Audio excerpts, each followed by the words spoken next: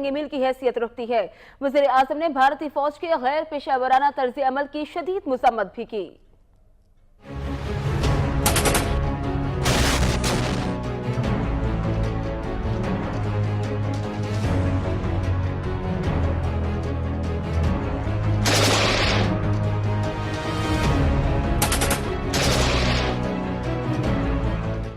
वजीर आजम शाही खाकान अब्बासी और army chief general Qamar Javed Bajwa ने लाइन ऑफ कंट्रोल पर चक्री कोट सेक्टर का दौरा किया।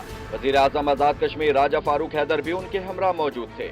इस मौके पर वजीर आजम शाही खाकान अब्बासी को LOC की सूरत हाल, भारतीय फौज की जानिब से सीज फायर की खिलाफ वर्जियों और पाक फौज की जानिब से दुश्मन को मौसर जवाब बारे ब्रीफिंग दी गई। वजीर आजम शाही खाकान अब्बासी ने भारतीय फौज के गैर पेशा वराना तर्ज अमल और मासूम पाकिस्तानी शहरियों को निशाना बनाने की मजम्मत की। वजीर आजम ने मादर वतन और आजाद कश्मीर की हिफाजत के लिए पाक फौज की कुर्बानियों को सराहा।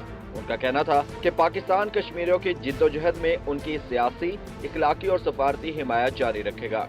दुनिया भर में किसी भी मुल्क की फौज पाक आर्मी के बराबर नहीं है। वजीर आजम का कहना था कि मशरकी सरहद पर खतरे के बावजूद अमन की बहाली संग मील की हैसियत रखती है और हम सब मिलकर इस पायदार अमन में तब्दील करेंगे।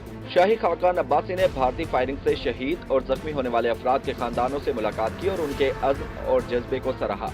वजीर आजम ने LOC पर मुतासरा खानदानों की माली इमदाद बढ़ाने का ऐलान किया और बेगुनाह शहरियों की हिफाजत के लिए बंकर्स की तामीर के लिए फंड्स की मंजूरी दी।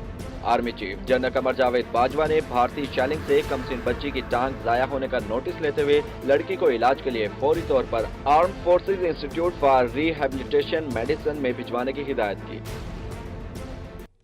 खबरों के सिलसिले को